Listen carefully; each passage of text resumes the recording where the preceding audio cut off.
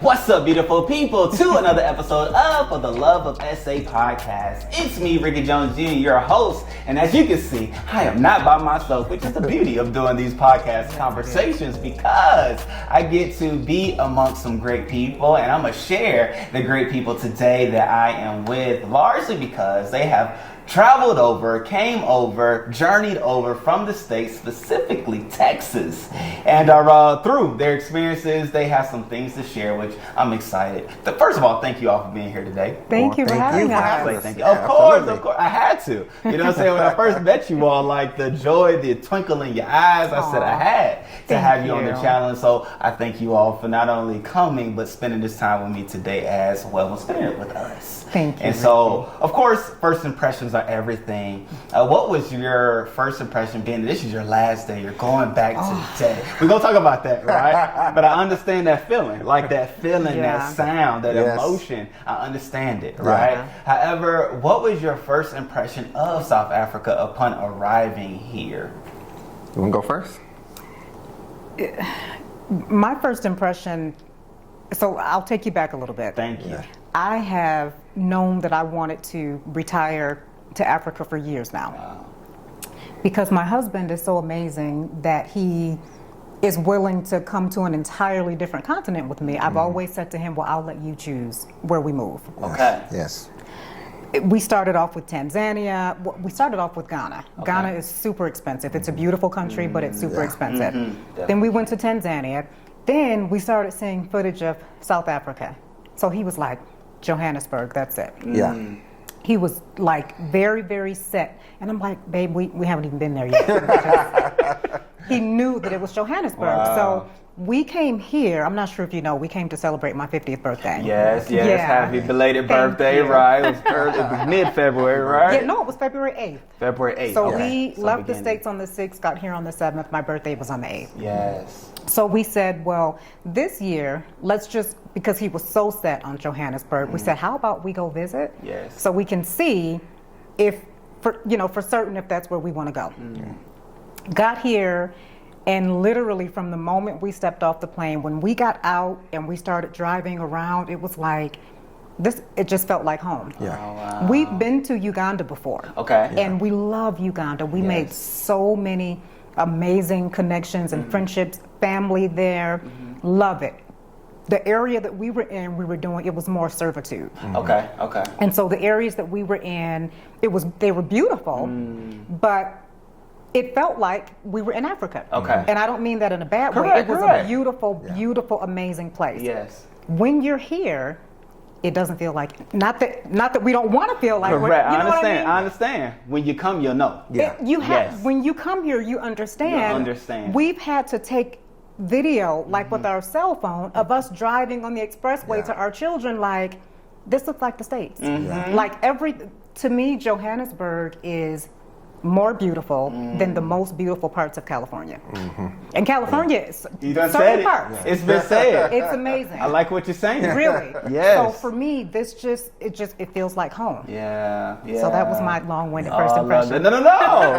It was long to you, but good to me. However, I love that. So with that, your Uganda trip, was it in tandem with this trip, or were they separate trips? So it was supposed to be in connection with our nonprofit, which is I for Africa. Yes, ma'am. We went in partnership with another organization that we partnered with. And so with I for Africa, we partner with orphanages across the continent to assist the children with things that they need in order to help them thrive as adults. Okay. So that was the purpose of us going to Uganda. This particular trip, obviously was for business purposes, to get to know and to meet people and to make connections. Yes. But it was also to see if this is truly where we want it to move when the time comes, which hopefully will be sooner rather than later now. There it is. See, we're going to get to that. See, she already excited about the move. She talking about it already. But I love that, because that's the joy, that's the excitement that people usually have upon coming here and being here. So for you, Mr. Eric, what was it like for you after doing your research,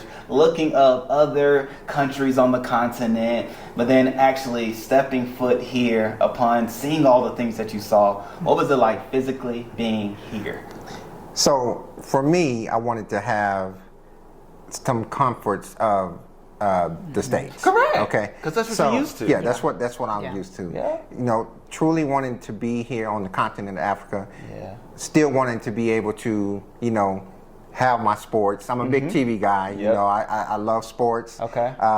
Finding a way, you know, that medium to say, hey, I can still have some comforts of the States, but I can be in my homeland. So, first we're looking at Cape Town. Okay. My wife doesn't like the cold weather, so it's a little bit there. Yeah. It's there. It's there. It'll shock you, but it's there. Yeah. Okay. So, you know, beautiful. The ocean is there. You're right there. Picture, you know, nice scenery. That's it. So, but then, you know, I had to make a compromise. I wanted her to be comfortable. Like she said, she gave me the choice to pick where we wanted to eventually move. Yes. So, but I still wanted her to be comfortable. So I said, you know, why not Johannesburg? Heard good things about it. Yeah. We decided to come out, and it didn't disappoint. Like, when I say we love it here, it would be an understatement. Like the hospitality, the scenery, some of the homes that are here. Yes. Just the people in general, it's enough to make you say, you know what, this is where I want to be. The culture, we went to Soweto. Yes. You know, we went to the Lesedi. Constitutional Hill. We went to we did a safari. Nice. We didn't go to the big safari. When we come back, we'll go to the big one. Absolutely. It was a good size. Johannesburg. Plannisburg. Okay. Yep. I've heard of that. Oh, Yeah. good. Yeah. So, but just, you know, the meet and greet, Yes. meeting you all. Yes. And when they say it takes a village, we believe we have a village here. Nice. So having a village here will make that transition easier for us, because we have the people that we met have our same views, same values, and the beliefs that are deeply rooted in the country of Africa. So we just without a doubt know this is where we want to be. That's it. And I love how in your speech, Rob, I call it speech. In your speech, you gave the context to this whole conversation, which I'm excited about, right? Yeah. But even to break down the different parts that you shared and the things that you shared. Before I do that, what was your thought about the continent of Africa in general, right? Because I know you initially said that you wanted to settle here, you wanted to retire here and be here. Where did that come from? Did you have any preconceived notions? Because, you know, there's always the question, what do people back at home in the States say about the continent? Yeah. So did you, as you shared, maybe share with people about wanting to be here, live here? Did they, you know, have any reservations for you? And so let's just start there. Any reservations from others when you said, hey, I want to go live on the continent itself? Our children. Okay. So, you know, growing up, Africa gets a bad rap, right? Sir. Very. The media only portrays what they want you to see.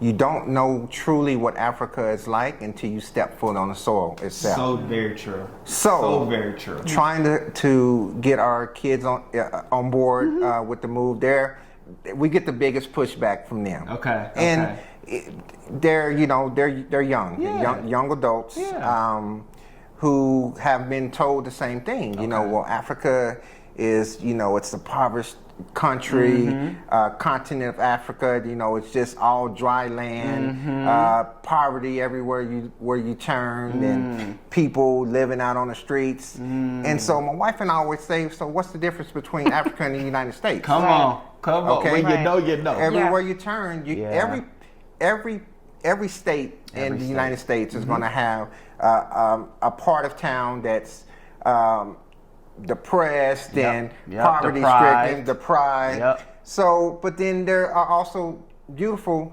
parts of the United States as well. So it's the same thing with Africa. Same thing. The pictures that we show, we've gone to some, like my wife said, we were in Uganda, and there are some places in Uganda that aren't great, okay, that are poverty-stricken. Yes. But again, it's what you make out of it, okay? Correct. The main thing is There's also places in Uganda that are beautiful. Yes, absolutely. And there's more beauty than the impoverished side. Yes, correct. absolutely. Deprived side. Yeah.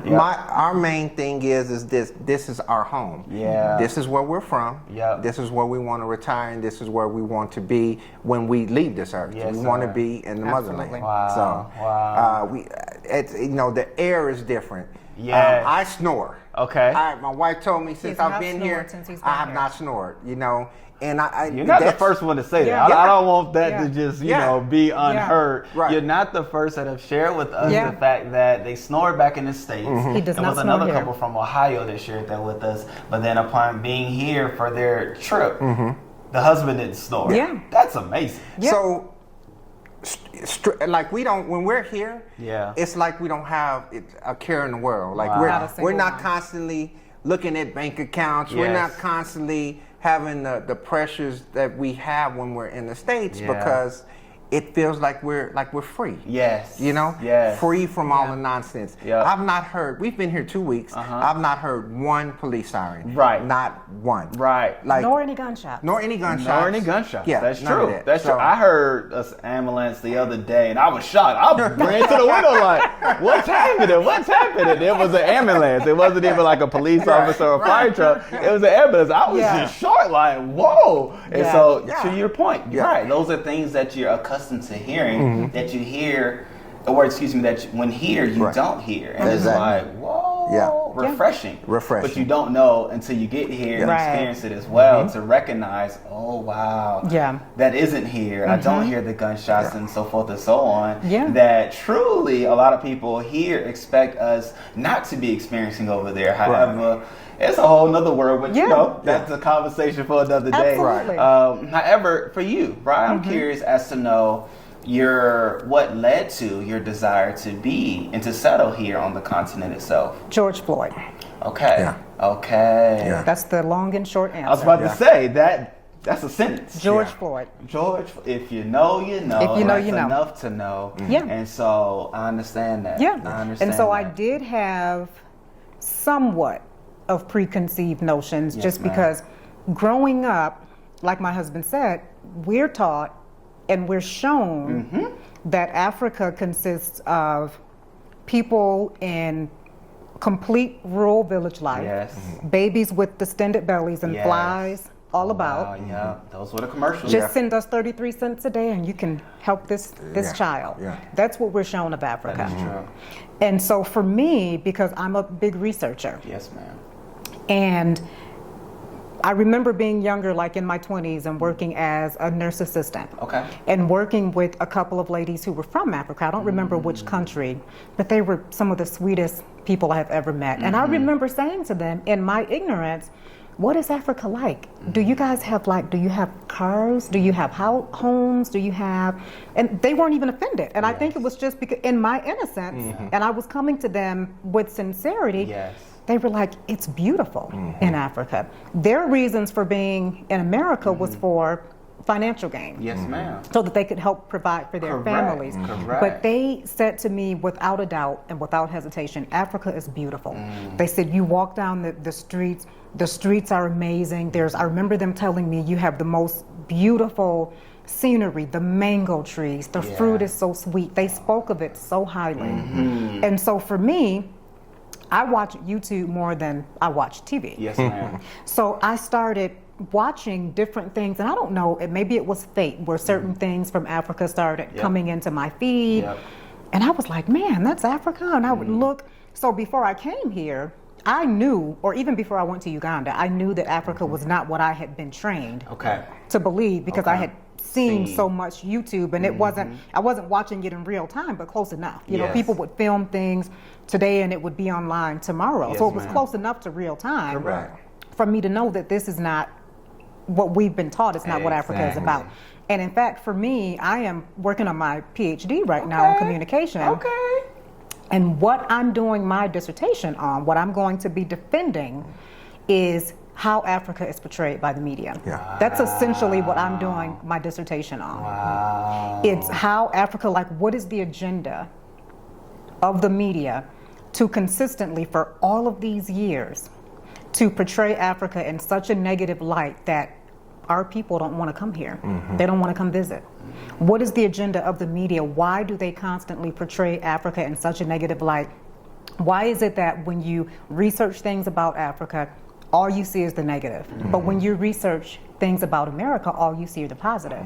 So you have Native Africans who were here that want to go to America because they believe it's just this beautiful country where there's no poverty, where nothing but roses and butterflies all the time. Opportunity everywhere you turn. Yes. And if I had a nickel for the amount of young people that I have spoken to since we've been here, yes. Eric is like, babe, every time we get in an Uber, it can't be a whole conference. I'm like, listen, they have to. I got enough time to talk. I need them to know. Yeah. It's like when they'll say to me, oh, well, you see these people on the side of the road, they're asking for money and they're probably on, and I say, I see that in America all the time. And they always say, really? Yeah.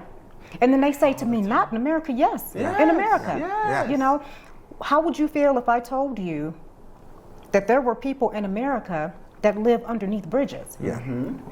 What about if I told you there were people in California, the beautiful California, that live on the side of the road in cardboard boxes, or in abundance, or in homes that they've made of tarp, plastic tarp that they spread over, and these are their homes in California.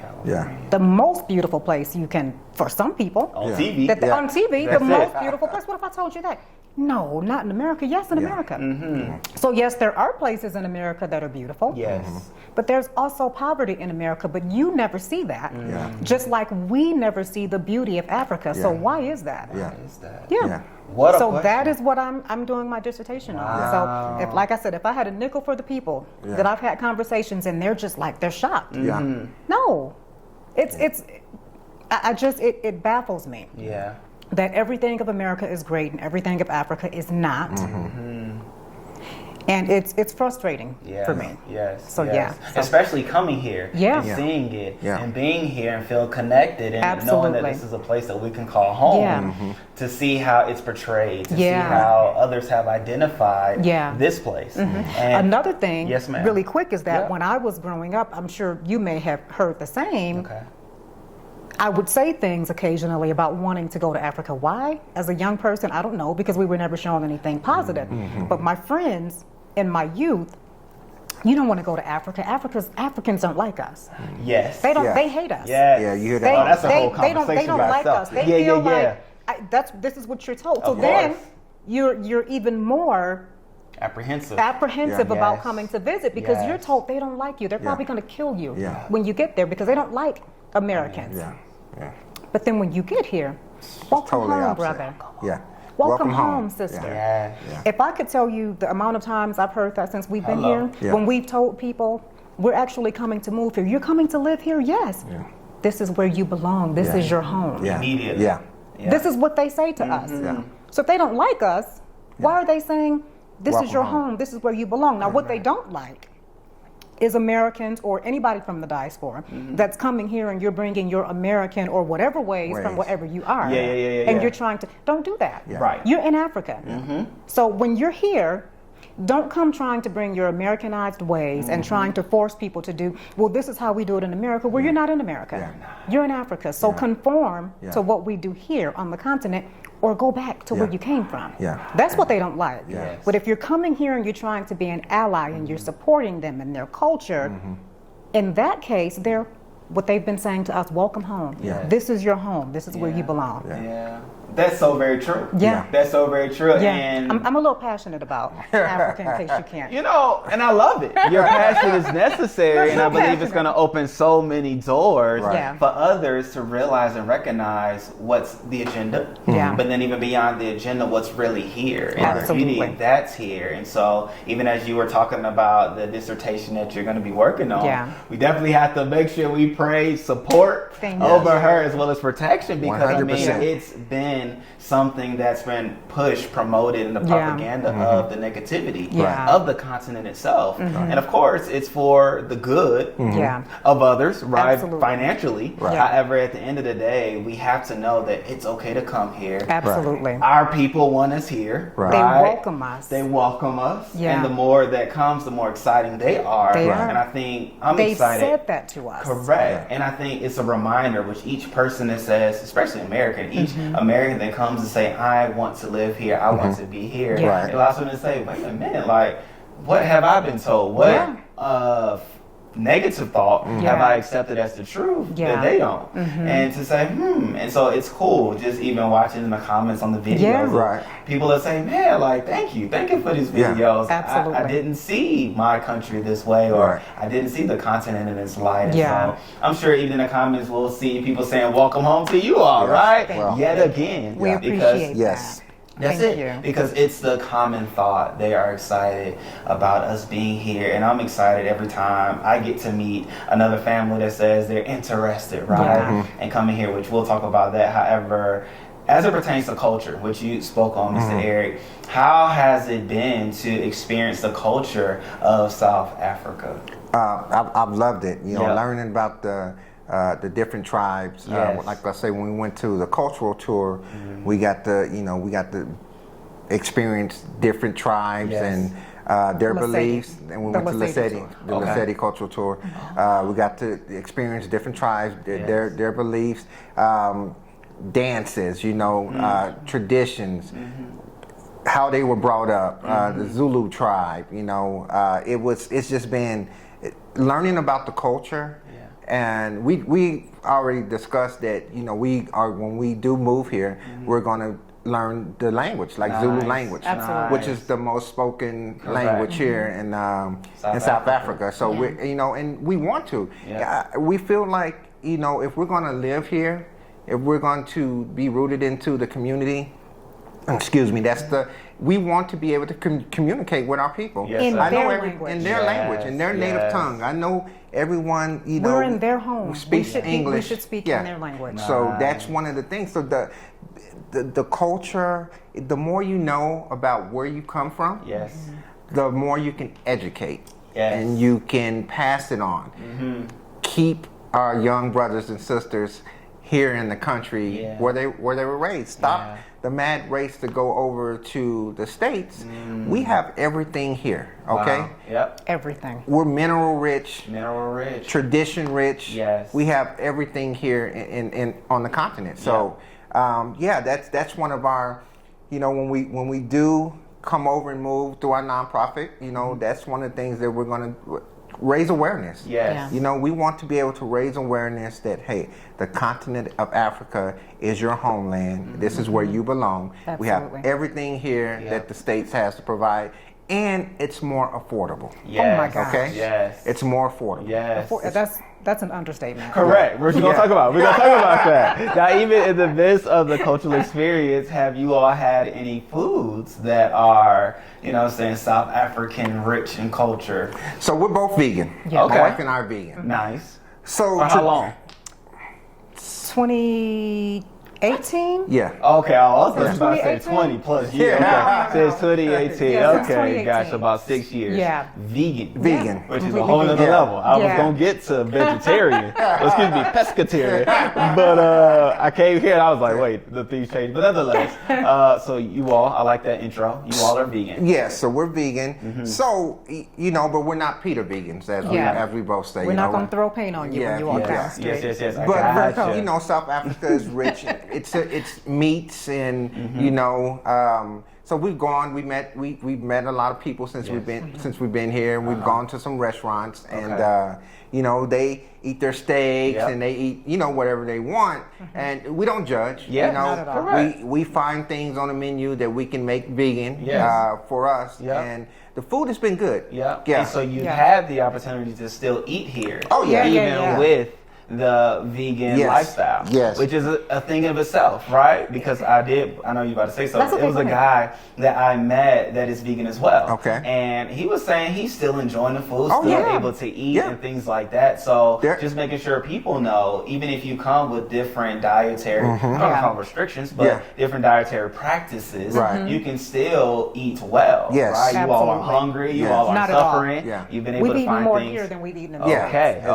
That was what you were about to say as well? Well, I was going to say, and I should say for the hotel here, they do have vegan options. Yes, ma'am. So they have literally meals on the menu that are strictly vegan. Yes. For other things, we can pick and choose. We can find things that might be vegetarian and say no cheese. But what I was going to say is being vegan is not difficult. Yeah.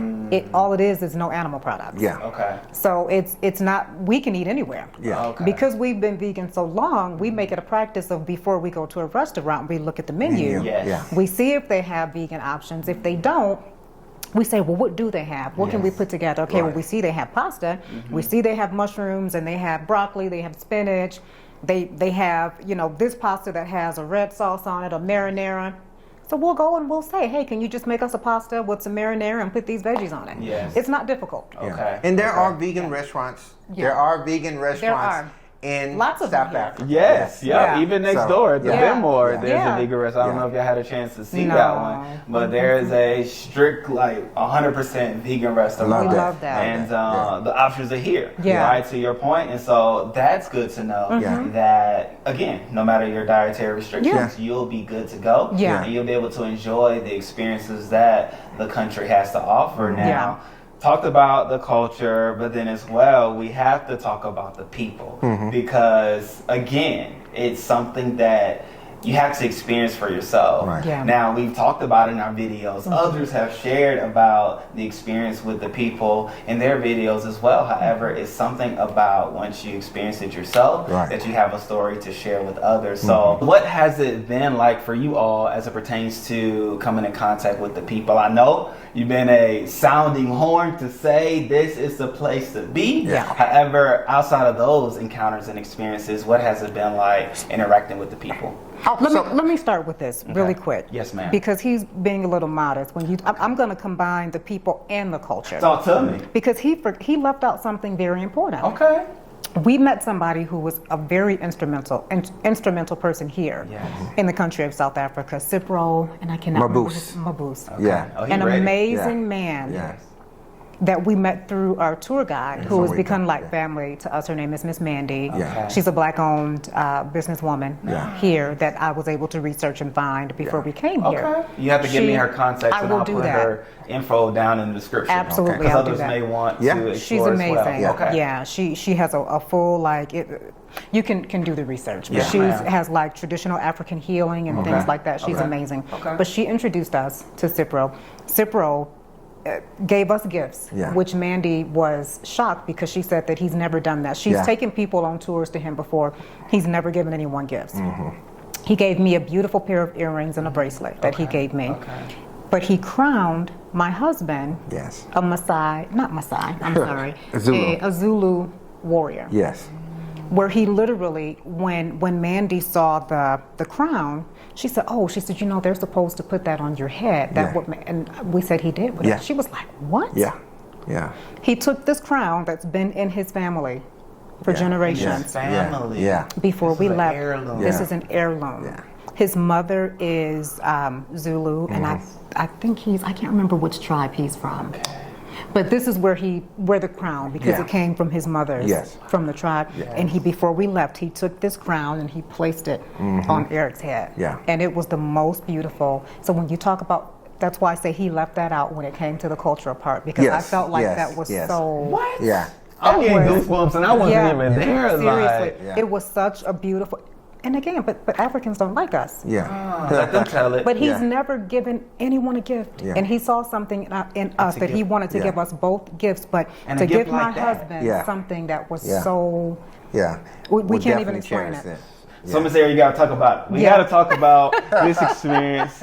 Like, what was the tour of? First off, right? You can share that part, but then for you, Miss Air, I want to know what was it like during that? I'm gonna call it a ceremony. You know Yeah. what I'm saying? Yeah. What was that like? So, what was the tour of Miss Veronica first? Like, when you all went to him, what was that about? It was everything. Okay. Yeah, So like was it was a Soweto Soweto cultural okay. tour, cultural So tour. wait till Yeah. cultural and she tour. took us everywhere. Yeah. Okay. She All took day. us It was all we day. did all day with her. Yes. You have the option of doing a half day tour Okay. or full day. Okay. We did a full day. Yes. She took us all around. We went to lunch. So as a part of this tour, she would take us to different places that ma'am. I feel like if you were not with A local. a local, I would say. Yes. Yes. Ma'am. Yep. you wouldn't get that same Correct. experience. I understand that. Yeah. Because Yeah. I've had that experience myself. Yeah. Because I've done the hop on, hop off tour. Absolutely. That was in Rosebank. However, to experience it with a South African, Yeah. I love my brother Sophia. Absolutely. So it was a whole nother experience. Yeah. And so I agree. Yeah. And she took us all around. She took us to, we've seen the most beautiful places here, the most beautiful, but she also took us to one of the most heartbreaking places that she took us to. See both. Yes. She let us out. And Absolutely. What's crazy is they're a mile and a half apart. Yes. You're Beautiful over here, homes on your beautiful side. homes in Soweto. Over here, they're living in like 10 huts. Right. They call them It's, tens. it's not even a hut. It's like they made it out of maybe like 10 something, Right. Yes. and they're living there. Yes. She let us out. Yeah. You got to walk And around. we got to walk around and talk to the people that were there. Yeah. One of the young men that was there showed us his home, and we had the most amazing conversation with him because he told us, well, I don't love Africa anymore. Why are you guys coming here? I want to go to America. It's so much poverty, so much. And Eric and I had the most amazing, it almost brought him to tears. The conversation that we had with him, where we told him, this is your home. What is keeping you here? Well, we've been here for generations. What is keeping you here? What is keeping you living in this area right here? Well, I can go to America and work hard. You can go here and work hard. Yes. You're in Johannesburg. What's keeping you from getting the bus or saving your money and taking the bus and going out to the heart of Johannesburg? There's plenty of opportunity. There may be more opportunities than there are people, but you're an entrepreneur is what you're telling us. Okay. Present yourself in a way that you can go and you can get a job where you can save your money and you can move from here to across the street, mile and a half away. What's keeping you from being here? Well, there's no opportunities. There's no, and that's what we told him. We said it's your mindset is what's keeping you here. It's your mindset that's keeping you in poverty. So what? You've been in this position for generations, from family to family. You've all lived here. I can understand you being frustrated, but what is keeping you here? Change your mindset and get your family out of here. Get your family out of here, and then extend an olive branch to the others so that they can come too. You don't have to stay in this position. Which is change the your normal mindset story for people living in the States. Absolutely. They may find themselves born in an impoverished area, however, due to the mindset that they may have, but some don't always. Some stay within the system and things like that. However, some have a change of mind and then are able to climb and then able to do, as you have said, extend the olive branch to the next. He said to us, and one thing that was interesting that he kept saying to us, you guys, you guys come and stay, 2 or 3 days here, and we're like, why? Why do we need to stay here in these 10 homes to understand what poverty is? We know what poverty is. We know what poverty is, but something that we did, we changed our mindset and pulled ourselves out.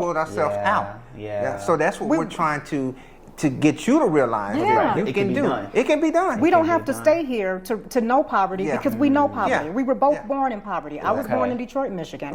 He was born and raised in Detroit, Michigan. Which that says enough. He was born and raised in Tulsa, Oklahoma. And we always get that reaction.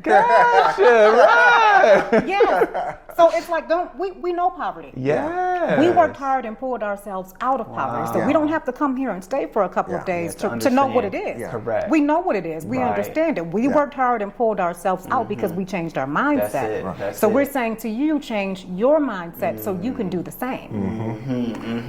And so as you were walking about, I don't know your official name, but for now, King Eric was out there, you know what I'm saying, trying to change the mindset of the people, let them know, wait a minute, it has been done, look at me. However, before you was crowned as king, what was that process like to be crowned with the crown, knowing of its tradition? So first of all, it was unexpected. To come into this man's home, he graciously invited us in. To have coffee and biscuits with them, and to just spark a conversation with Mandy and him over some of the struggles that they both have gone through. Mandy, she was in Constitutional Hill at the age of 14. She was at the age of 14. She was and this is the tour guide. This is the tour guide.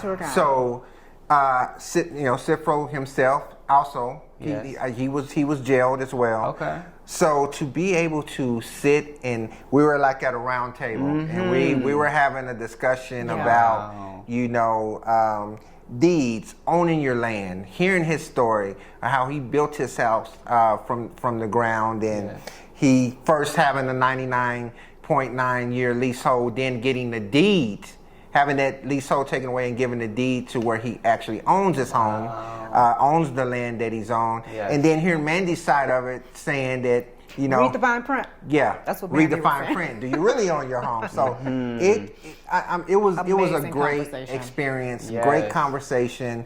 But that speaks of the people. Correct. Having somebody you don't even now. Mandy may know him, but still, just because Mandy knows him doesn't mean that everyone is going to be invited into his home. Correct. Like he took us in. We met his son. We learned about his family.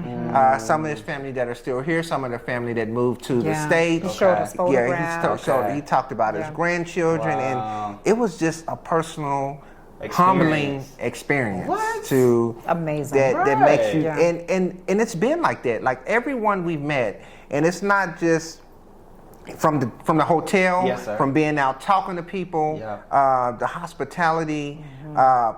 You don't get that, and you don't get that in the States. Or any other country we've been in, other than So the hospitality, like I say, the hospitality piece is that's icing on the cake of why we want to move here. And then before when we got done to get up to leave, he said, "Well, hold on." I was about to say, we got to get to that. I was hoping you won't go try to finish your stuff. He goes, "Hold on." He said, "I got a couple of gifts for you guys." He said, "Veronica, I've got some beautiful earrings, African earrings shaped in the shaped like the continent." He gave her a beautiful African woman on it. With a beautiful African woman on it. Gave her a nice bracelet. And so in my mind, I'm like, well, okay, she's getting gifts. What about me? I didn't want to say it, but I'm just saying, where's my gift? So then, he puts the bag over, and then he goes over to this rack. And I thought he had a bunch of hats on there. I thought he was gonna give me like, a fedora or something. I'm like, well, they look nice. That's what I thought he was getting. But then he pulls off this. It's like it's made out of. What would you say? I would say made out of like a hide, like skin. Okay. Like a Zulu, original Zulu piece. And he comes over to me, and then he has me bend down. He places it on my head and said, just gave me some history of it that it's been in his family. For a very long time. And he said he would like me to have it. And I was like, I can't accept this. Okay. And then, my wife always says, it's very, culturally, it's considered an insult if you don't accept it. True. But for him to give me that, it meant the world. It meant the world. And you're not supposed to let anybody else touch it. Nobody touch it. Okay. Nobody else is to touch it. So can't wait to get back and have this put up and displayed in our home. We're gonna frame it. Yeah, we're gonna frame it. Something like that. So, you know what I'm saying? Yeah, it was amazing. It was very, very humbling, and he will forever. When we come back, we're gonna make it a point to go visit him. Absolutely. Of course. It's just making small connections, making those connections. Like we would have never. This trip has been it's been amazing. Like and it started with the meet and greet, which I'm so thankful that you Dr. all Saad, do your shouts out to Dr. Saad and Adrian for putting that together. Absolutely. And our new besties, Louis and Andre. There it is. It was there too. Yeah. That's it. So that meet and greet, just where we meeting people like us who are no longer wanting to be in the States and want to make Africa their home. So it's been amazing. And so even to your point of the little meeting, which I heard what you said, but at the end of the day, it landed with big impact. Yes. Right, a big impact meaning with memories, with the experiences that you'll be able to talk about forever, with something that you'll have that you'll treasure and remember the moment like it was yesterday. Right? But even speaking to the meetup, which was a great time, and even I wanted to talk about that in line with having people to have an understanding of when you get here. Some will say it's easy to make connections. It's easy to meet people. It's easy to start to form a community when you come. You all had a fast track, being that you did come here, and it was in the midst of a meetup. However, from the meetup, like you said, you were able to forge networks, communities, people that you can call friends, and people that have ideas as yourself and beliefs that you have as well, and a unity to know we all have come from the States, however we now call this home. However, with that, what was it like now that you have community? Do you feel more excited about being here? Do you feel more comfort in knowing that this will one day be home? Well, what was it like forging that community, knowing that it's here even before you get to call this home? I'll go first. So to me, it makes the transition easier. Absolutely. I agree.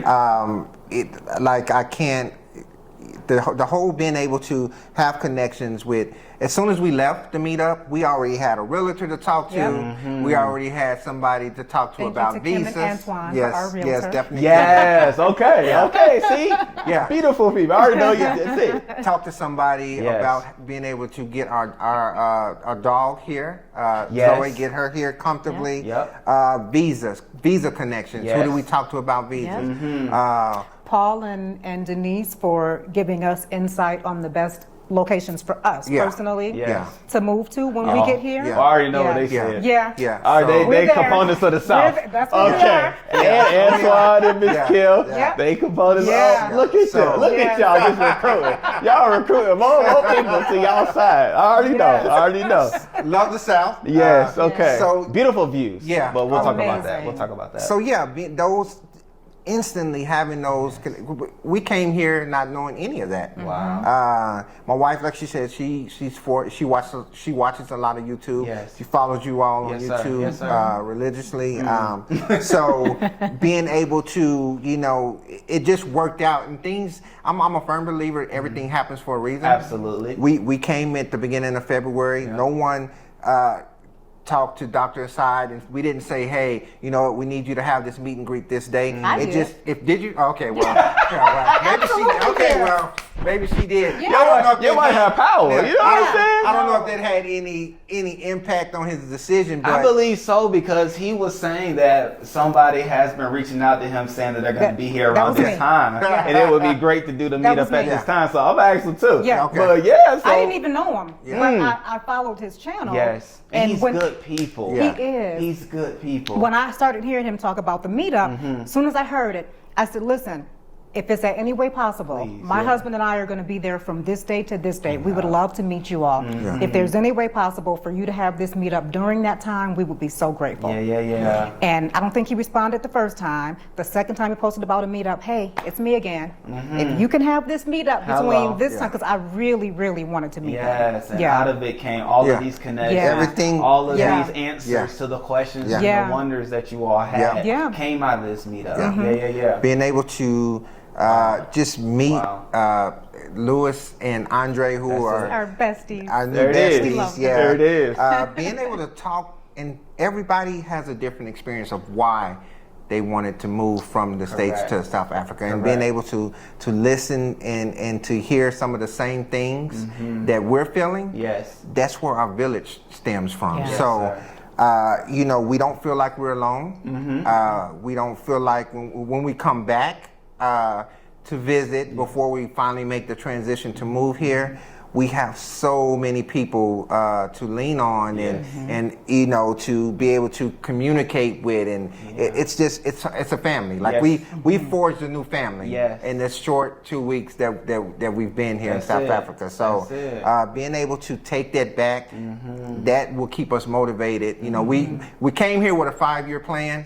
We're leaving here with a 3-year plan. Or less. And I heard at the meetup, I heard of this 5-year plan. playing. Yeah. She was on the end of like, I needed to be shorter, I don't understand. But to hear Mr. Eric say it's shorter, that says a lot. Yeah. So that says, again, it reiterates the beauty that is here. Yeah. And then as well, how if you have the mindset that I want to make the move, when you get here, you pretty much won't see anything to say don't do it. Right. You'll only see things that make you say, well, you need to do it faster. Faster. And so I love that. But even as you meet various people, not only do you get to hear their reasons for being here, but even as well, you get to hear various different components of what it takes to get here. Exactly. Right? Because each person, each family that you've mentioned, they will be on the channel. And so, say y'all just happen to beat them to it. But we talked as well, however, they all have different unique stories, right? And caveats of what brought them here, whether it was the dogs or whether they're shipping something or whether they have their mother or parent coming with them. So everybody has their own unique stories, and out of the community that you build, you'll get to be enriched, you'll get to be encouraged, you get to be educated, but then as well connected. And so I love that. I love that. How about you? How's it been for you with the various connections that you've made while here? It's been amazing. So like I said, I follow you and Chrystle. Yes, ma'am. Love your channel. I've been following Dr. Assad and his beautiful wife, Adrienne. They're good. For like longer, because I just saw them longer in the YouTube space. Yes, ma'am. And so I said to Eric a long time ago, this was well before I knew they were going to have a meetup. Yes. I said to him, they're going to be our best friends when we move to South Africa. Okay. Well, you know. Told him that. And I told him, I said, kind of in jest, but in reality, I believe strong villages take other strong villages. Absolutely. It's comprised of a group of strong villages. Yes. And so from watching their channel, I can see what a strong couple they are, and more importantly, how much they love each other. Yes. My husband, and I will shout it to the rooftops, is my best friend. Yeah, I love that. 100%. My 100% best friend. He is. Sometimes we'll joke, we'll be talking to each other and we'll go, oh, you're my best friend. You're my best friend. Like, it's just, we're that couple. I can see it. It made him smile just to even hear you say it. Right. It took him back to the memory. Yeah. So looking and seeing Adrienne and Assad on their videos and the love they have for one another, just the way they look at one another. I remember one time, recently Adrienne was celebrating her birthday and she was saying, oh, I've gotten older. And Dr. Assad was like, but you're still the prettiest girl I've ever met. That's what he said. And I was just like, oh, that's so sweet. And I just felt like they were genuinely good people. So and they are. Well before the meetup. So when I knew they were having a meetup, I was like, this is our opportunity to get to know them, to maybe meet them and just say hello. I figured that you and Chrystle would be there as well because I saw that the two of you had been on each other's channels. So I was like, oh, that'll be great. We'll get to meet them. So I came here with the intention of getting an opportunity to meet Dr. Assad and Adrienne, you and Chrystle, and I had no other expectations other than that. Yes, ma'am. We have made so many connections since then. Like I said, Louis and Andre, they've taken us out a couple of times. They welcomed us into their home. They've taken us out. Kim and Antoine have been amazing. They've introduced us to their realtor. We have Paul and Denise, who are big advocates of the South. Like so many people, we've left with so many connections. We met with someone who was in immigration. At the meetup as well. We met with a guy that was at the meetup who lives in literally the same city that we live in Texas. So he's moved here. His name is Lenny. Lenny. Lenny. He's around the corner from us in we had no idea. In Texas. In Texas. In DeSoto. So he part has of a lot of Texas people, like, DeSoto. He has a home here already, but he's going back and forth because him and his wife has grandkids there, but they literally live in the exact same city. We met Doc Mickey. Her wife wasn't there, but we met Doc Mickey. I think her wife was ill, Carla. We met Doc Mickey and some more people. Like it's like we just made so many different connections. Is it Kai? I can never pronounce her name, but Kaya and her husband Rich. So many people that we've met that we just had no idea. We thought we were coming to meet Dr. Assad, Adrienne, you and Chrystle, and we've literally met family. So no, I don't feel like we're going to be missing out. I feel like we're going to be coming to family. Dr. Assad and Adrienne invited us out on Valentine's Day.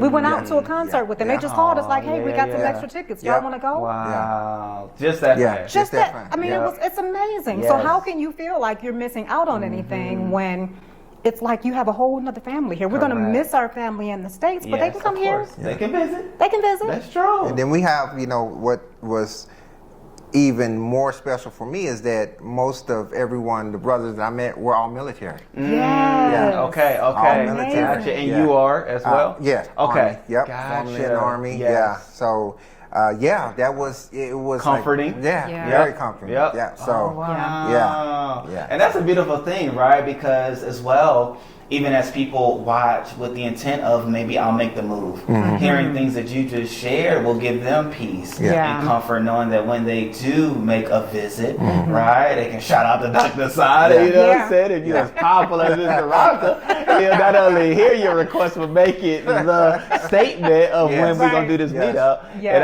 I thank you, because I've been asking, when we going to do this meetup now? I never been to the meetup. You know, I've been here for a while, we need to do the meetup, and finally got around to it, and I had a phenomenal time as well. However, as people come, they get to meet different people, get to meet different families, and out of the meeting and out of the relationships that are built, you get to find out different things, you get to know different things, but then you realize people are a lot welcoming here. So you know what I'm saying? And I think that's a beautiful thing too, now that I'm thinking about it, that, us as Americans, I'll put it that way, in the States, we're busy. Like, we're going about our way, going about our day. And, if we cross paths, we cross paths. However, when we get to come here, even as Americans living in South Africa, it's like, no, we're at peace.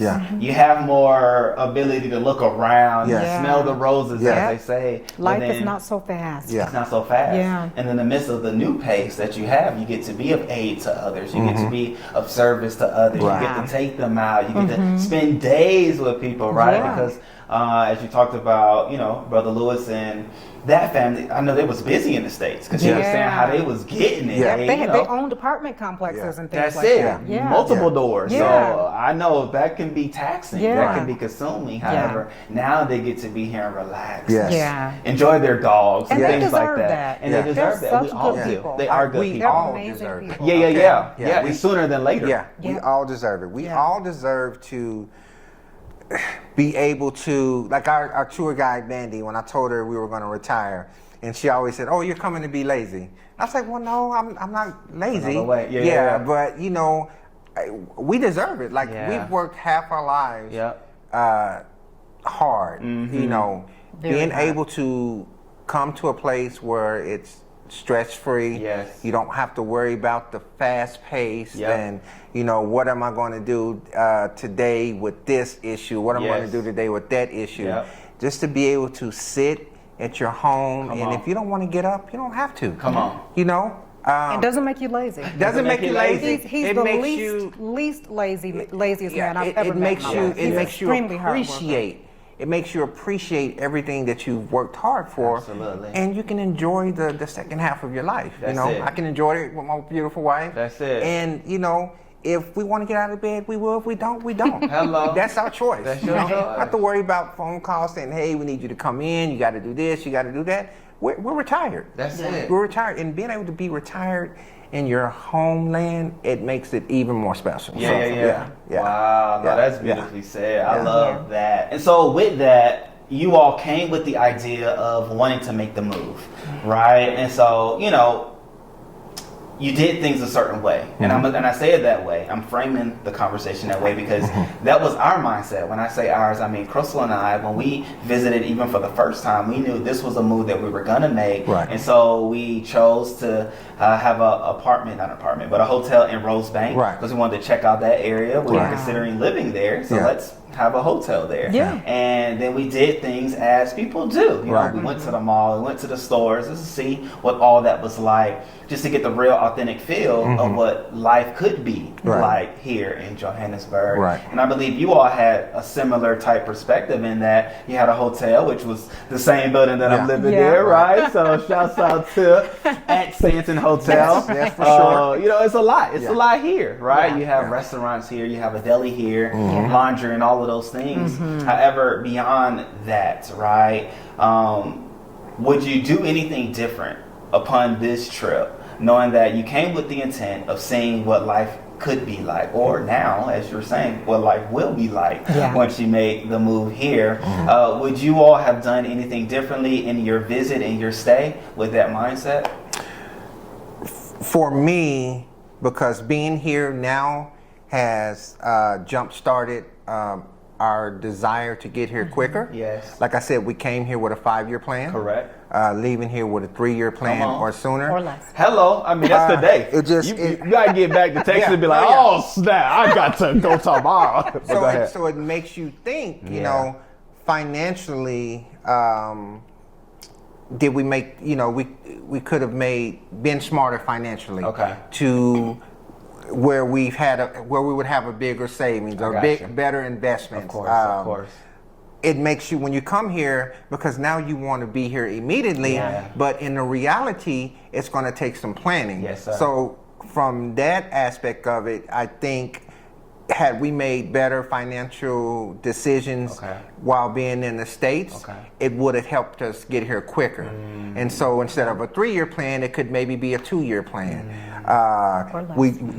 So we do have young.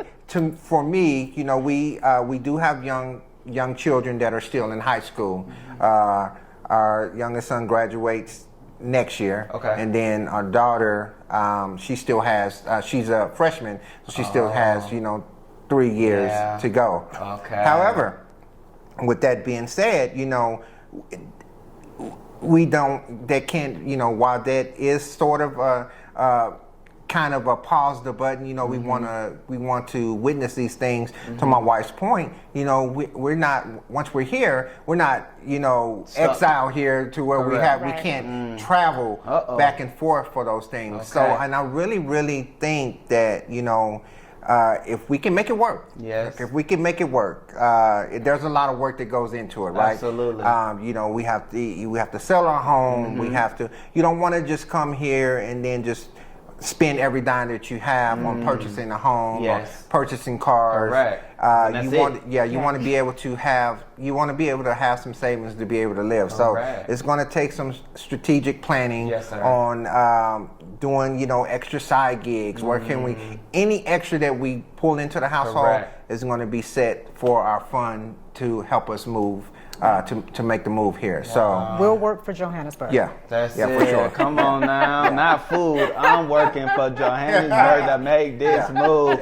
I love that because you answered in a way that I wasn't even expecting. Right? Your answer was indicative of, man, I wish I could be here sooner. Right, which is a beautiful thing. I definitely want to echo that, especially for my South African brothers and sisters that are watching, but even as well for my brothers and sisters that are living on the continent as well, making sure you recognize that there's yet another family that is pressing upon you all, as they have said it, the desire to want to be here. 100%. Right? You are truly in the land of milk and honey and opportunity. However, it's all about the mindset, as you said. And so even with you all staying here, did you like the accommodations? Did you feel like it was conducive to get to the places that you wanted to go to? Because I know being here, right, you're in Sandton, which, you know, we vocalize the various parts of Johannesburg. There's the Sandtons, the Rosebanks, the waterfalls. You know, to you all, the South. You know what I'm saying? All right, you got to add that. South. The South. However, like, would you have thought, do you all do Airbnbs? Let me just ask you that. We haven't. We haven't. Chrystle and I, we haven't, and I don't think we probably will. So you all wouldn't either. You wouldn't consider Airbnb. And I ask that with the idea because maybe somebody may say, hey, if you're thinking about moving here, maybe you should try an Airbnb so you can cook things. So you can go to the grocery store and bring things so you can get even more so of a feeling of what life will be like. But seems as though you all had a good time doing what you did. And it's all centered around a budget, right? Airbnb, not only are you paying for the Airbnb, but you're also going out and paying. Where food is you know, it's very inexpensive. Yes. But still, you know, you're still purchasing those items, whereas if you're staying in a hotel, you can get a package that has breakfast. It depends, because not all the hotels have that. Because I researched. But this particular one at Sandton, you know, we had a breakfast and dinner package. And we Ubered. Ubers here are super Very inexpensive. expensive. I mean, we Ubered and we networked. We met friends who gave us rides. So when we do come back to visit, we'll stay here again. Okay. Yeah, we'll stay here again. There it is. Do the same thing.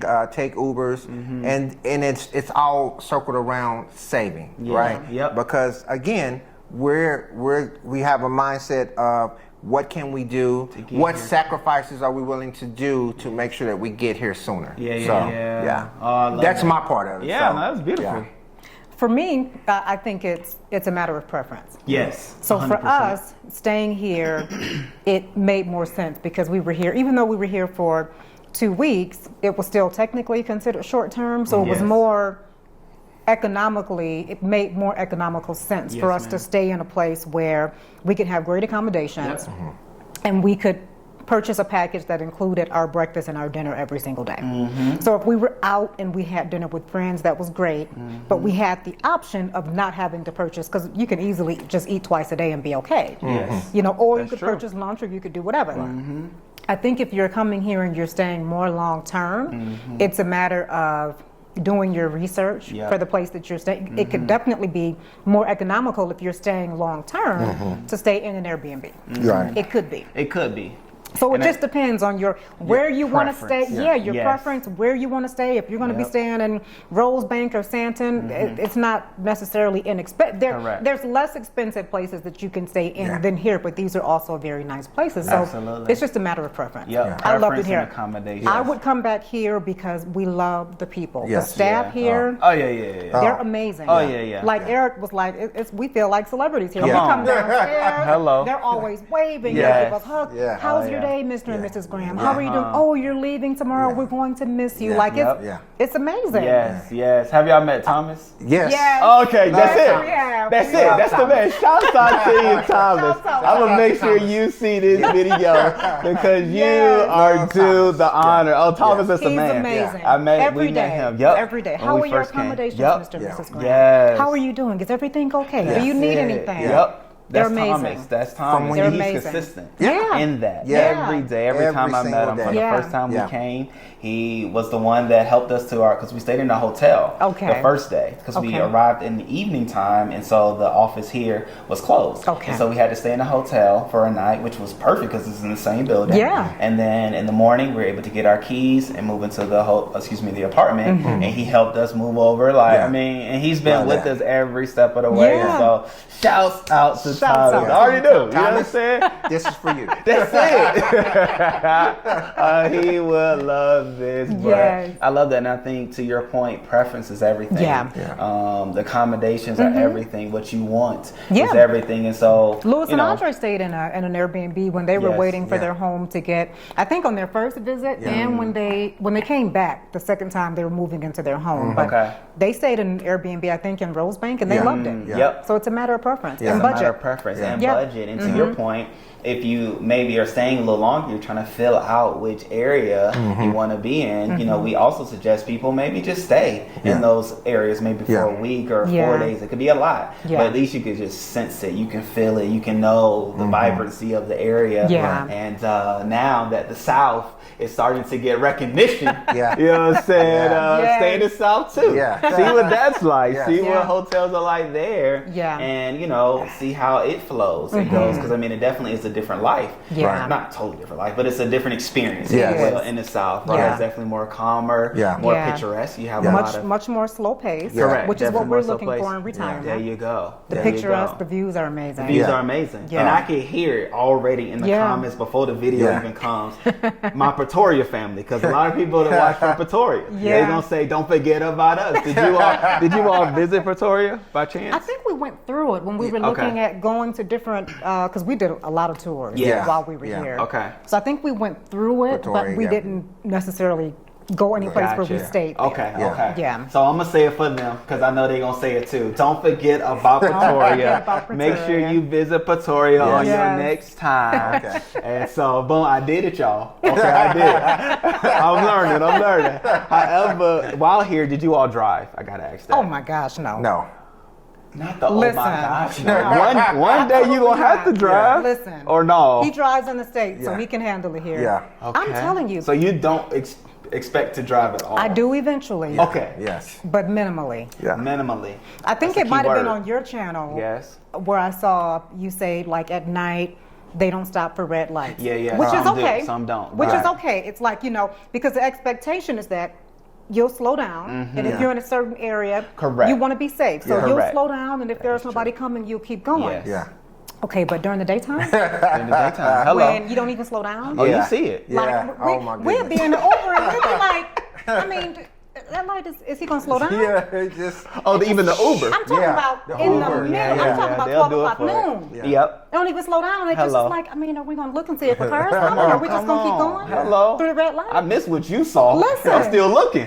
Did he see that the light is red? Did he think it was about to turn Come green? on. Yes. But he's just not gonna slow down. And it's like 12 o'clock noon. Yeah. It's not dark. Yeah. Very sunny. The clouds are beautiful Come outside, on. so it's not dark. It's not dark. Like you're just gonna keep going straight through the red light. You're not gonna Yeah. look So and see. yeah, the driving is just different. It's it's different. It's different, to say the Very least. But being, I think I'll be okay because we've been in a lot of Ubers. We've gotten rides with friends, and everything's just opposite. The Everything's thing. opposite side of the road. That's gonna be so for it's just me. the opposite Yes, side yes, of the road. yeah. Looking at the arrows that are telling you to turn left or right. When your mind is telling you to go this Yeah. way, Yes. but the arrow's Yes. saying go over here. Yep. So, but everyone who we've talked to that drives over here says that Smooth it's a transition. smooth transition. Correct. It doesn't take too long to do Exactly. it. So, Within a week, you'll be good to go. Yeah. Right? So, in your minimalistic mindset of I'm a drive, it may be a month for you because you may be doing one day a week. Yeah. It But might if you be, compile it, honey, I need to go to the store. Are you ready? hello, because we That's what can it go might to the be. store. Yeah. But to your point, right? Things are opposite. There's that. Yeah. But then, there are steps to it. As you said, there's the Ubers first, and there's friends. And even for myself, we did the Ubers the first trip, and so. But then I started sitting in the front seat. I was like, let me just see what it's like. But I'm gonna tell you, sitting on the front seat, the left side is horrible. Like, Wow. That's one of the worst seats. Yeah. That If you I may had a come to penny find for out. the number of times, because usually if you're in the States, if you're driving somewhere, if you're with friends and you're in the back seat, you don't wear seatbelts. It's just, Okay. Yep. if I had a penny for the number of times he said to me, put your seatbelt on. Hello. Yeah. 'Cause, you feel like you need to. I'm like, babe, I'm in the back seat. Put your seatbelt on. Yeah. Because stuff is happening on the Yeah. road. Okay. And you wanted it to happen out there, but just in case. Yeah. I'm protected. Yeah. Be like, But, okay. Hello. But I know for myself, like I started in the back, but then I went to the front. And then the second trip, we rented a car. And that gave me the comfort to say, okay, I can do this. Because, we had to. We had kids and all, and they're in school. So driving was going to be a part of the experience itself. So, it'll come in time. But I definitely had to act. However, with that as well, when going to the stores, did you all go to any grocery stores? Let me ask you that. We went to Woolworths. So you went to Woolworths. Yeah, Did that's like a put you in the mind of Whole Foods. like a Whole Foods. Really nice. Absolutely. Yeah. We like that. Oh, yeah. We love the Whole Foods. Yeah. We love. They had the Woolworths. Yeah, they had his Beyond Burgers, which was great because that's one of the things he's like, are they going to have Beyond Burgers there? Yeah. They got them. Yeah. And then So, some more things too. Did you price compare? Did you convert the rents to dollars? Okay. No, not. Okay. Well, did you when you looked at the Beyond Burgers? No, I really didn't price compare because I just know that everything here is it's less expensive than the States. So far less very much so. expensive. our Very dollar much right so. now stretches. Yes. Yeah, it's just the conversion is ridiculous. Yeah, so, yeah. Which To is our a good favor. thing. To our favor. Yeah, Correct. To our favor, which that's it. It's a good thing. It's a good thing. But we have the mindset that while we're saving, we're going to save on a 14 rand to USD conversion versus the 19 because. Just being realistic, it could fluctuate. When we come back in a few years, it could be stronger or it could be it could be less. So we don't want to save on that high 19 where it is right now. Now, if it's still there when we come back and we saved on the 14 rand, then guess what? That's just extra. You won. Yeah. Every rand spent, you won. But you gotta have that mindset of things are. It's not going to stay the same. Yeah. So right now it's really good. Yes. But it could change. So, No, I love that. And even in that vein, let's stay on that road as far as mindsets as you're preparing for the move. What other mindsets do you have or have you locked in to say these are the ways in which I'm going to prepare or think in mind of for this move? So you talked about the money saving, right? You talked about the dissertation. You talked about even the homes and opportunities. So like, are there any other okay, these are some things. So now I'm peeling back the unity that you all have. Like, all right, babe, like these are things that we gotta keep in mind for and get us in preparation of to make this move. Are there any other things? I think just getting our home ready. Right, our home is our biggest asset, right? Okay. Yep. That's going to be our biggest. That's where the bulk of our money is going to come from. So, just the transition to get. I mean, our house. We have a nice house. Yes. So. But we want to make it sellable. Okay. And before we were let's make it comfortable for us. Okay. But now that we know we want to move here, now we're in the mindset that make it comfortable for the next person. Make it comfortable for the next person. Make it sellable. Yes.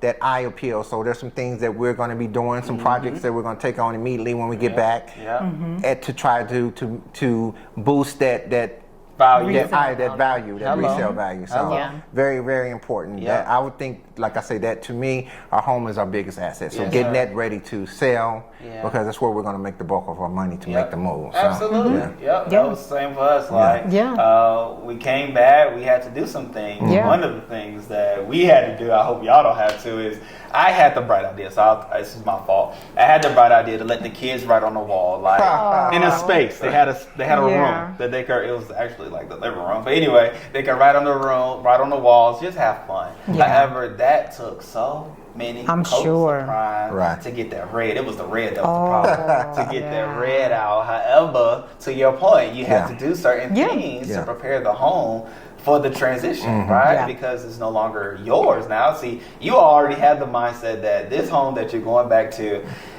I'm staying there now, but somebody else is going to call this home, and we're going to reap the benefits of them calling it home in our new place in South Africa. So that's a beautiful thing. I'm excited for that. Now, even with that mindset, right? And you say you want to move to the South. Yeah. Can't get off of that. Why the South? Let's put it out for the people. Why the South? All right. You want to take this one? It's beautiful. Yes.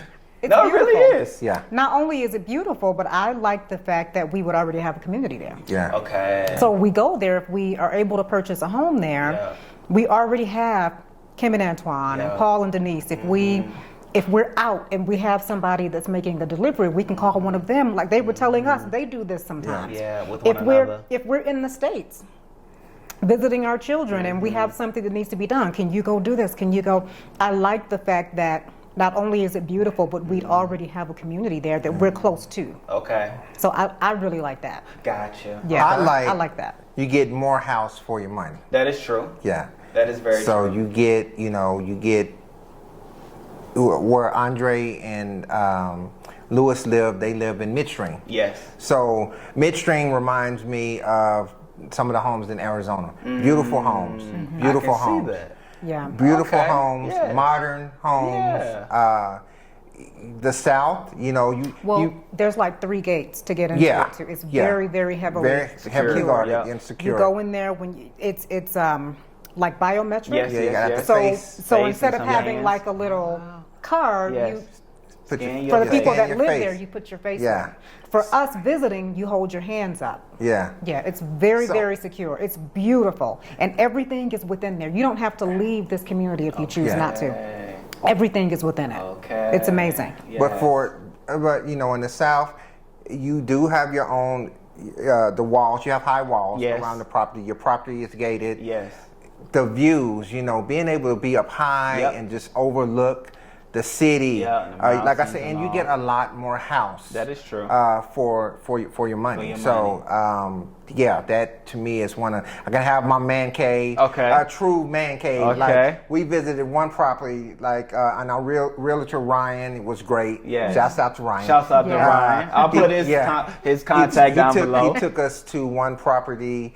Where the man cave was, it was for a cave outside. Oh, it was unheard of. Okay. Yeah, so those are some of the things that when people say why South is because I think you get a lot more house for sure for your money. That and is so for sure. yeah, and, we have relatives that we want to come visit, kids come visit, want to be able to have that extra space. So and yeah, I mean I love the South. Like those homes are ridiculous. So I'm excited to make that move. That's it. So he said what he said. I love the South. Yeah. And there's a lot of us there. Yeah. Yes. There's a lot of us. Yeah. And it's not to alienate anyone else, but I'm coming to Africa because I want to be amongst my brothers and sisters. Yes. Exactly. So in the South, there are a lot. It's beautiful to go in an area that is as lovely as those homes are, and you see faces that look like ours, and they're, some of them are the gardeners, but some of them are the homeowners. Yes, It's a beautiful feeling. Correct. Yeah. Just like those many of them are the homeowners. That's it. Yeah, like many those of them neighborhoods in like DC and all the predominantly black, wealthy neighborhoods. I'm sure it's a beautiful feeling driving around and seeing others like you in these mansions and things like that. They but are also mansions. Great homes, great families, right? Because it's one thing to have a huge home and your family dynamics isn't there, but if you can have both, you can't beat that. And so even as it pertains to security, right? You talked about the various gates that were a part of the neighborhood. In Midstream, right? How did you all feel as far as security? Because a lot of what's being communicated is the lack of safety for people, and some people are even fearful just to walk outside of their apartments or their hotels, or even afraid to come here because of what's been said about the safety and things like that. How did you all feel in the realm of safety? I have not felt unsafe since I've been here. Talk about it. But again, I think it's a matter of perspective. Where did you grow up? I grew up in Detroit. Okay. Yep. I'm talking the heart of Detroit. Okay. He grew up in Tulsa. We're certain things. When you grow up in those types of environments, you're always on alert. Always on alert. You know what to do. You know what not to do. You can't just walk around with your head down and your phone out, and you're always anywhere. It's not just Johannesburg. No, you're good. But it's just we know how to. We don't carry ourselves like targets. Because of the ways that we've grown up. Do you know what I mean? We don't carry ourselves like targets. We're polite and kind to everyone, and that's not just here, that's wherever we go, because that's who we are. But when we're here, whenever we see somebody, hello, how are you, how's your day going, people respect us because we respect them. So I have not felt unsafe at all. Neither have I. At all.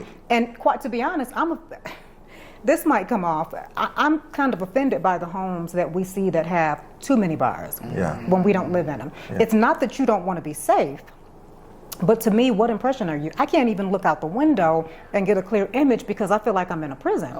But usually those homes aren't occupied by us. So what are you saying? You want to be here, you want to reap the benefits, but you really don't want to be amongst our people because you're so gated up. You're double gated. Because you got to get to your house. You got this huge gate to get in your house. Or neighborhood, then to your house, then to get in your house. You have live wires up top, and your entire house is like you feel like you're in a prison. Like, why are you here? You do want to be safe. You don't want to negate safety, but that's anywhere you go. But I feel like you're just kind of overdoing it. Now, I'll chime in. Now, sometimes I play devil's advocate. So, I think. So we have to go back to history, right? Have to go back to the history of where Johannesburg once was to where it is now. There wasn't always a time where you feel safe as you do now. There was looting going on. There was a lot of uncertainty, unrest in the country, right?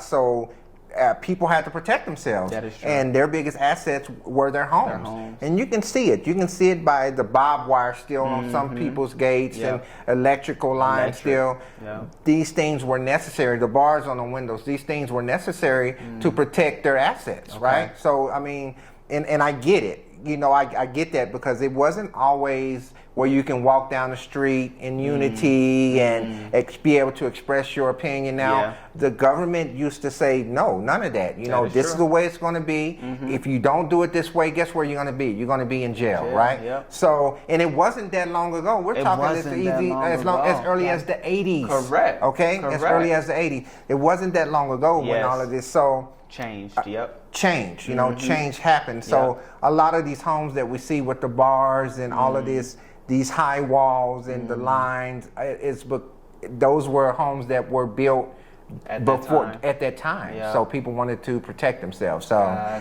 so I have to keep that in mind when I go and I look at these homes and they're barred up and you know, people had to be able to protect themselves. So sorry, had to throw that in there on the devil advocate side. That's all right. I can respect that. Yeah, and I mean, to your point, apartheid hasn't ended that long ago. And I think that's a thing that a lot of us as Americans don't realize or recognize because we weren't here during the effects of it. And so now we get to see the other side of it, and we're like, man, you know. But I think you bring up a valid point and a great point, and I thank you for that because oftentimes people do share of how you know, us as Americans we don't know all of those things because we didn't experience it. However, those are the residues of the apartheid that took place. So I love that. So I got to wrap up the conversation and the realm of favorites. Okay, so do you all have a favorite drink, like a soft drink? What's your favorite? I don't drink soda. Oh, okay. Yeah. I don't Your insides are good. Man, let me find out and say organ donor on your card. I'm gonna stay by you in the South. But no, okay. So, what's your favorite drink since you've been here that you've had? I'm not a big like sugary type. I love sugar. Don't get me wrong. Like I can eat dessert without eating food. Yes. Which is why I understand.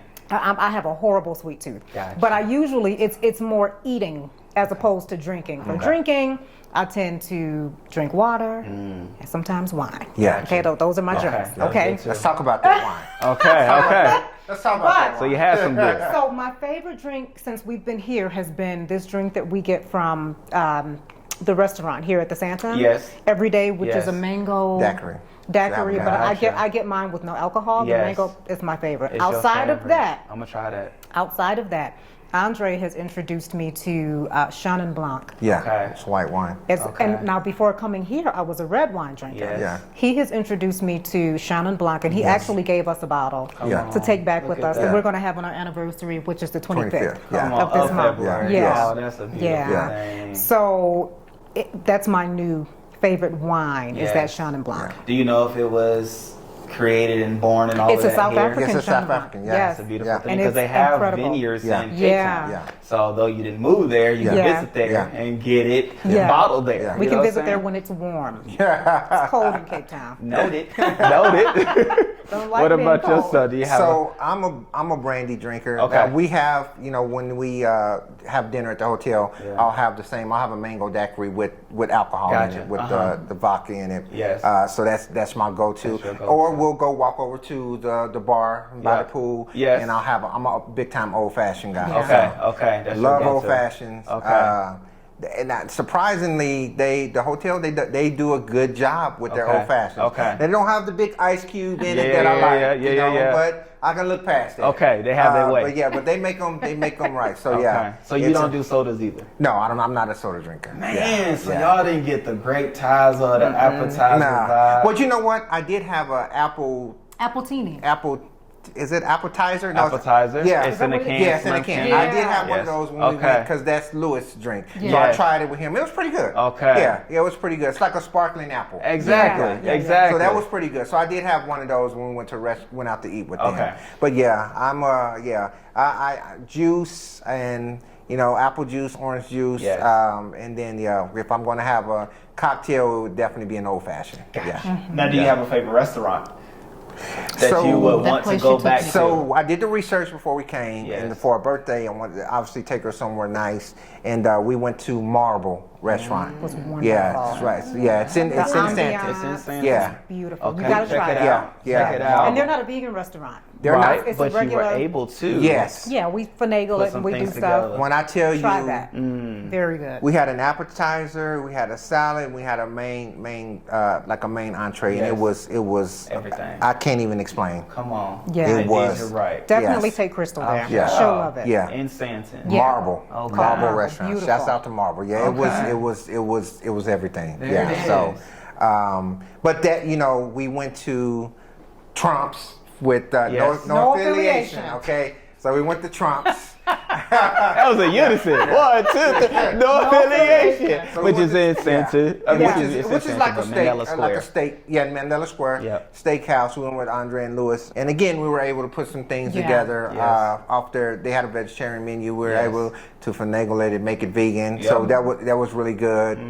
Where else have we gone? We went to Doppel Zero. Oh, that was good. They have Yeah. good vegan. It's Yeah. not vegan. None of Yes. these restaurants are vegan. Correct. Yeah, but they have options. Doppio Zero. Doppio Zero. Yes. That's a great restaurant. Great. They have That was- lots of vegan. That pizza, options and I had a vegetarian. pizza there that it was thin crust. Yes. They made it. It was like a vegetarian pizza. With no they cheese. had vegan Yeah, cheese. no che- yeah, they no, had they had vegan cheese vegan there. cheese. Usually Loved we do it. So no you cheese. did your research. Did that? Yeah. They had- You don't find a spot with vegan cheese. yeah, it was very it was, good. it was very good. Okay. So there's options. Options, Yeah. yeah. Like we're Okay. not, and then when we buy our home here, my wife wants to plant, Yeah. fruit trees. I That wanna was be one of our. self-sustainable. So is the South. That's why I said, it's have not more land. just. Yes.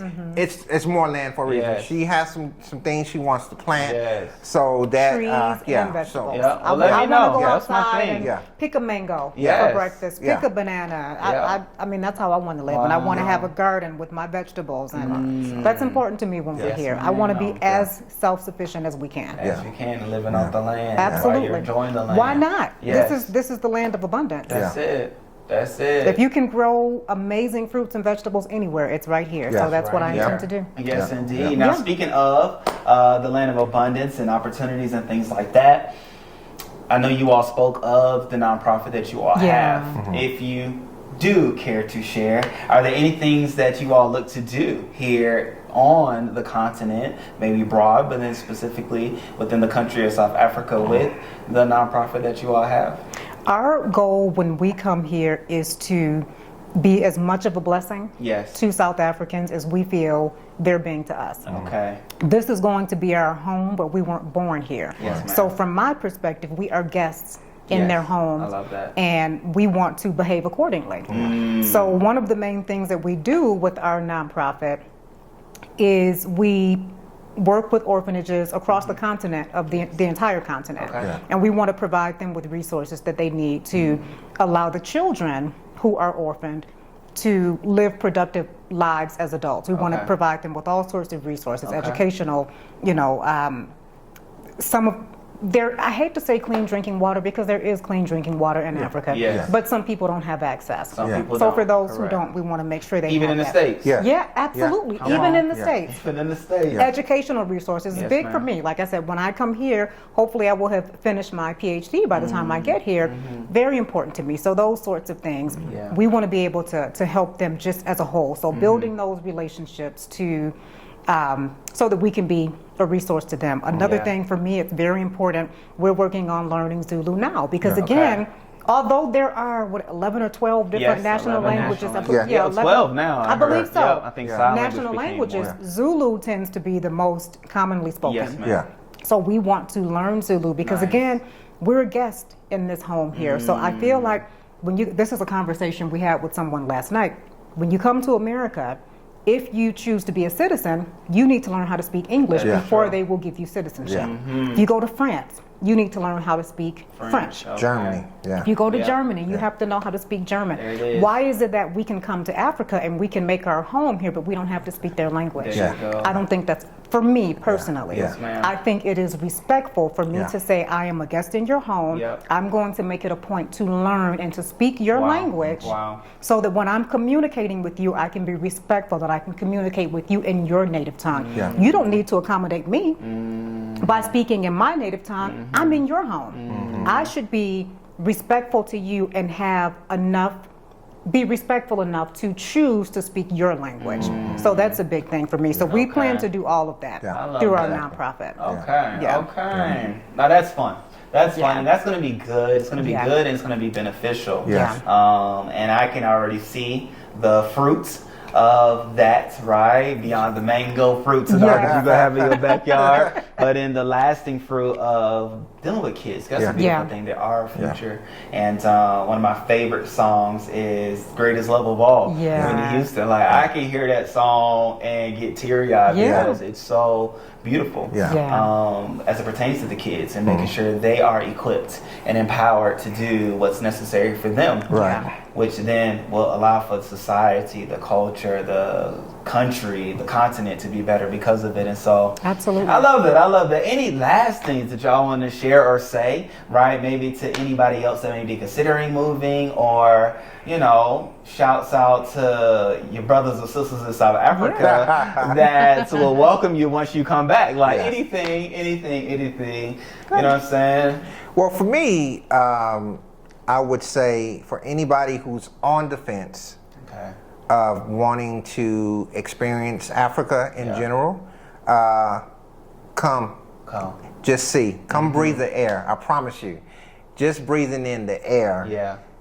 Planting your feet on the ground will be life changing for you. And if it's not, then it's just not meant for. It's not meant for you to be here. Like it's not a place where you want to be. Correct. It's everyone's not going to feel the same. That's it. That we all do. It's preference. But I could say if you want to have better health, a better life, a better understanding of your culture and the history of the continent, come check it out. That's it. Come check it out. Thank you, Mr. Eric. I appreciate that. Now, for yourself, Ms. Veronica, anything that you would like to say? Absolutely. I first want to say thank you to our brothers and sisters who have welcomed us here and really ingrained in us that this is our home. We've always felt that way, but to hear Native Africans say that to us is very encouraging, and we just love it. So I'm so grateful to them for their hospitality, for the way they've welcomed us. So grateful to our American brothers and sisters, yourself, and everyone else that we've met here that have welcomed us and taken us in with open arms, shown us around. Like, we're so grateful for the friendships that we've made here. Both natives and Americans alike. So grateful for that. So thank you to all of you. We appreciate you from the bottom of our hearts.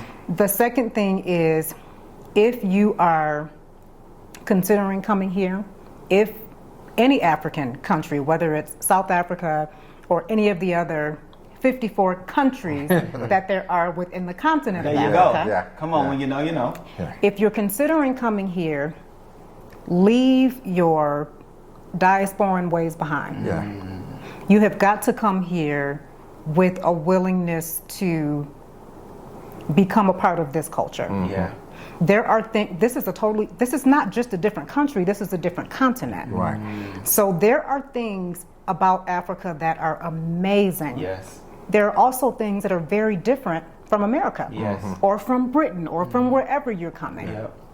So don't come here with, we don't do things like this where I'm from. We don't. They need to change this. Or no, you need to change. Change your mentality. We've all been speaking about. You have to change your mindset. That's across the board. So if you're going to come here thinking you're going to speak negatively or talk down to people who have less than you or who don't come from where you come from, if you're not going to want to come and blend in with them and be a part of their family, be a part of their culture, if you don't want to learn their language so that you can speak with them, if you don't want to be a blessing to the people who are here, then stay where you are. Don't come. Because we don't need people coming here making a bad name for those of us who want to be here and who want to become a part of the culture Yes. and really ingrain ourselves in the culture. Yes. Yeah. If that's not what you're wanting to do, if you just want to come here because it's so much more affordable than it is where you are, and that's it, you want to live a good life, which you most certainly can here. But if you don't want to be a blessing to the people that are here, then don't come. We don't need that here. Look at that. You saying it like it's home already. It is home already. It's home. We It was don't home, need that it was here. home before we Come on. before we came to our first African country, which is Uganda. It's always, this is our home. This is home. Yeah. Correct. This is our home. If we, and I'll say it a million times, America was built on the backs of Africa. Absolutely. Yeah. We didn't go there by choice. Right. We were taken. So had we not been taken, we would still be here. This is our home. Yeah. This is our home. And that's why people are starting to make their way back over. Yeah. Right. And formulate the community and come in contact with individuals that are crown you, right? Make you feel like you're home again, that you reconnected to what was. Right. And it's a beautiful thing that one, you're able to experience it yourself, but then two, you're able to then share with others. Your children will get to hear what it was like for these 2 weeks. Being here on the continent, being here in the country, having the experiences, seeing the different spaces and places, and even down to the interstate, right? Interstate's looking like Texas, you know what I'm saying? 5 lanes, 6 lanes, and you make your way from one side to the other. It's just flip. But it's still maneuvering from the other side, and from all the various things that you get to experience and you had the ability to see, for you to then say, I still want to make this home. I knew it once for one, I knew it. But secondly, being here confirmed it. But then thirdly, I get to come back and I'm gonna make it home. It's a beautiful thing. And I think there will be so many other stories that are being shared and shown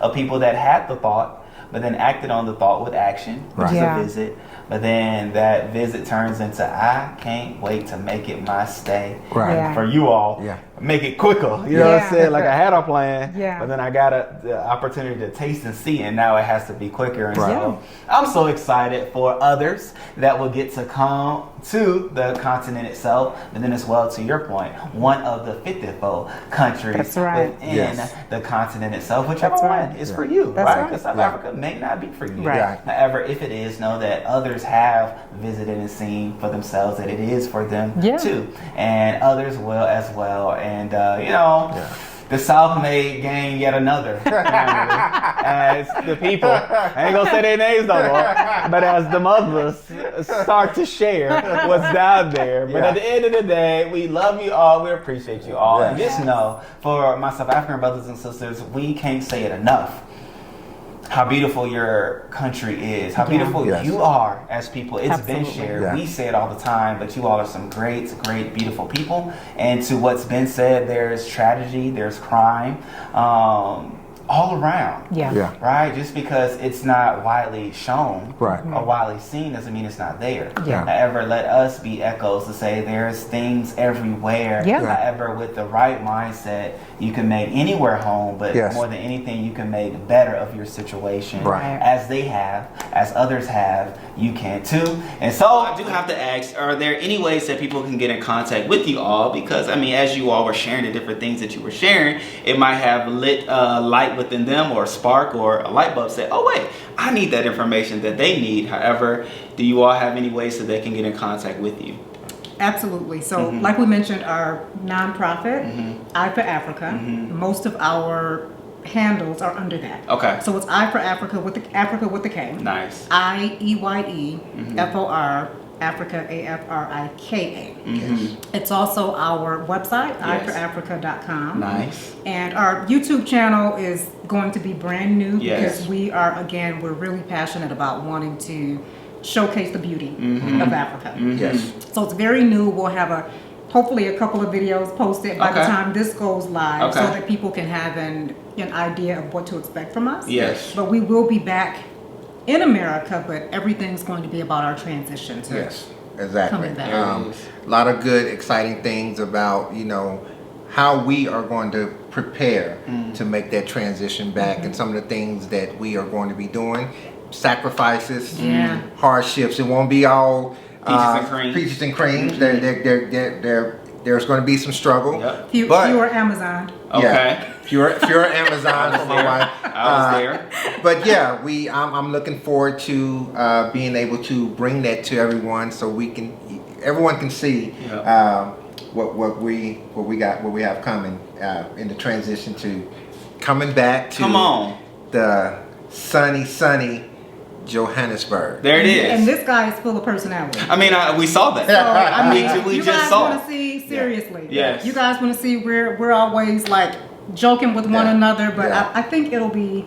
interesting to be able to join our family and kind of follow our journey as we prepare to come back to the motherland. Yeah. There it is, great people. So it was on the screen, but it'll also be down below where you can find it in the description. Make sure you go to the channel, click that subscribe button. As the subscribers grow, right, it will also encourage them to say, okay, let's keep going. And that's honestly what happens when you like videos and subscribe. It's an encouragement for the creators to keep going, to keep pushing, because there's others watching it as well. So as you all have been a great support to our family and this channel, let's go ahead and support I for Africa with a K, okay? Yes. If it's a C, it ain't them. If it's a K, it's them, all right?